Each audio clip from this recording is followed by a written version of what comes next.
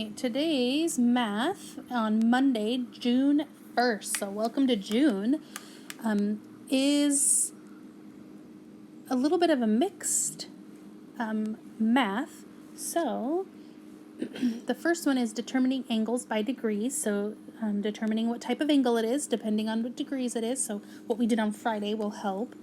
Then we're going to do some division, 3-digit by 1-digit word problems. And then dividing numbers with zeros, so those are a little bit trickier. We're gonna, again, we put a worksheet there, so you can use that worksheet if you would like to. If you don't want to, you can go onto the website. I'm gonna go on the website so I don't do your worksheet. So I just click on the link, and then remember, we already talked about acute angles. So remember, acute angles are smaller than a right angle, so they're less than 90 degrees. So anywhere between 0 and 89. Maybe we'll put that. Acute angles are anywhere between 0 degrees to 89 degrees, because once it becomes 90 degrees, it is a right angle. And then obtuse angles are anything 91 degrees to 179 degrees, because a straight angle is exactly 180 degrees. So we're going to just look at the degrees that it gives us and determine what type of angle it is. So 97 degrees, it's bigger than a right angle, smaller than a straight angle, so it's obtuse. So I'll pick obtuse. Yep, that's it. Go to the next one. 174 degrees, that's bigger than a right angle. Is it bigger than a straight angle? Nope, it's less than a straight angle, so what's between a right and a straight is obtuse. So I'm going to pick obtuse. Yep, that's it. 4 degrees. Oh my gosh, that's teeny tiny. It's smaller than a right angle, so it is acute. And see, once you understand your angles, this becomes very easy. 180 degrees. It's bigger than a right angle. It's bigger than obtuse. Oh, it's exactly 180 is a straight angle.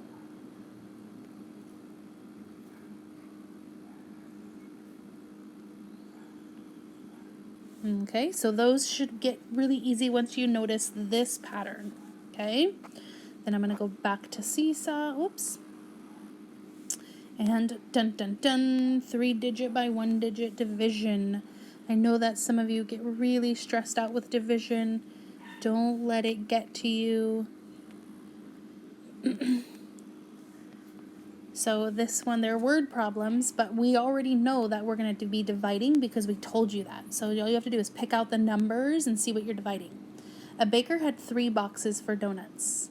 He ended up making 449 donuts and splitting them evenly between the boxes.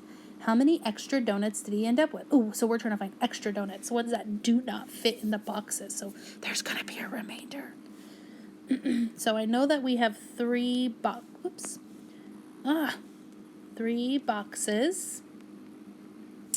And I know that he made 449 donuts.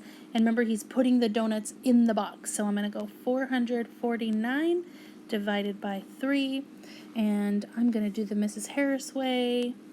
So remember, Mrs. Harris likes to divide the boxes or split them between the places. 3 times blank equals 4, so 3 times 1, because when you do 3 times 2, it's 6. Now I take away those 3 that I just gave away up here. So I gave one group of 3, that's 3. I have 1 left. I'm going to regroup that over here. It's going to become 14. So now I need to see 3 times what equals 14. So I'm going to go 3, 6, 9, 12, 15. Oop, 15 is too much. Go down. So that is 4. 3 times 4 is 12. So remember, I took away 12 to put up there. And that gives me 2 left. I regroup it over here. Now we have 29. 3, 6, 9, 12, 15, 18, 21, 24, 27. and the next one will be 30. So I know that it's 3 times 9, and it's going to equal 27. So I take away 27. That gives me 2 left. So I have a remainder of 2. So it says, how many extra donuts? So remember, the remainder is the leftover, the extra. So he has 2 donuts left over. Oh, it won't let me use my keyboard. And I'm right. Ooh, this also says how many left over. Let's see. Frank bought 482 pieces of candy to give to 8 of his friends. If he wants to give each friend the same amount, how many pieces would he have left over? So again, it's an area model, or not an area model, it's a remainder, because the leftovers is our remainder.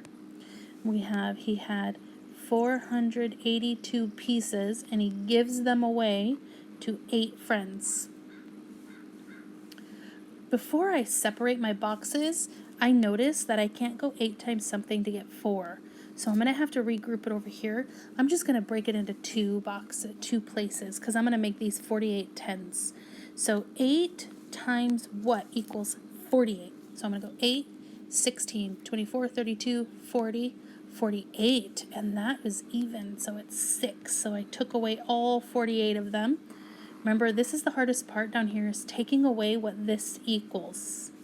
And it equals 0. So I'm not going to regroup anything. Now I have 2. Can I go 8 times something to get 2? Well, one group of 8 would be 8, and that's too much. So 1 less than 1 is 0. So 8 times 0 is 0. So I'm going to take 0 away, and that gives me a remainder of 2.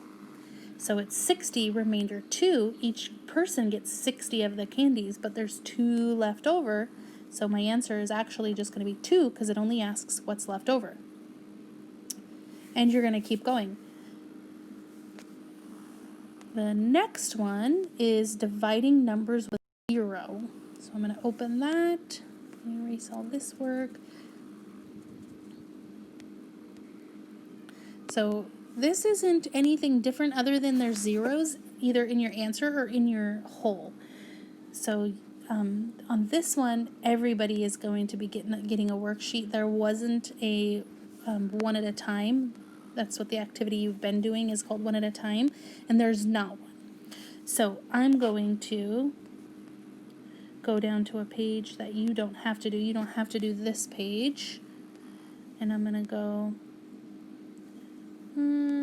let's just go 604 divided by 3. I'm just going to pick one and make my box. I can go 3 times something to get 6, so I'm going to separate each column or each place. 3 times 2 equals 6, and that means I take both or all 6 away. I'm not going to regroup any. So 3 times blank equals 0. Well, 3 times 1 is 3, so I have to say 3 times 0 is 0. And I'm taking nothing away because I didn't give any away. I gave 0 away, so nothing to regroup. So that's what this means, is you still have to put your placeholder to show that you didn't give away any of these tens. So 3 times blank equals 4. Well, 3 times 1 equals 4, and I take away 3. That leaves me 1 remainder, so my answer is 201 remainder 1. So I'd write on my paper, 201 remainder 1. And notice all these answers in the box, and if you find the answer, you're right. So 201 remainder 1 would be my answer. Sometimes it's not that you're dividing with totals or whole numbers with 0. Sometimes your answer will have a 0. So let's look at, whoops, that's not my right pen. 811 divided by 4. There's no zeros in my work, but there's going to be a 0 in my answer. And I need to separate those a little more. Whoops. 811. Separate them. There we go. So I'm going to do multiplication. Think multiplication again. 4 times blank equals 8. Well, 4 times 2 equals 8. And I'm taking all of them away, so there's nothing to regroup. 4 times blank equals 1. Well, 4 times 1 equals 4. So I can't even give away 1 to each. So I'd have to give away 0. And that takes away 0. So there's 1 left. I just regroup it. Now I have 11. 4, 8, 12. Oh, I don't have 12. So 4, 8. That's only 2 times. 11 minus 8, so I go 8, 9, 10, 11, that's 3. 202, remainder 3. Check and see, yep, there's the answer, so that's probably going to be right. Okay, so you're just going to make sure that if you can't give any away, you put a 0 to hold the place. And if you're not giving any away, if the zero's in the dividend, then you're going to make sure you put a 0 in your quotient, your answer, to make sure that you're showing you're not sharing with any. Let us know if you have any more questions.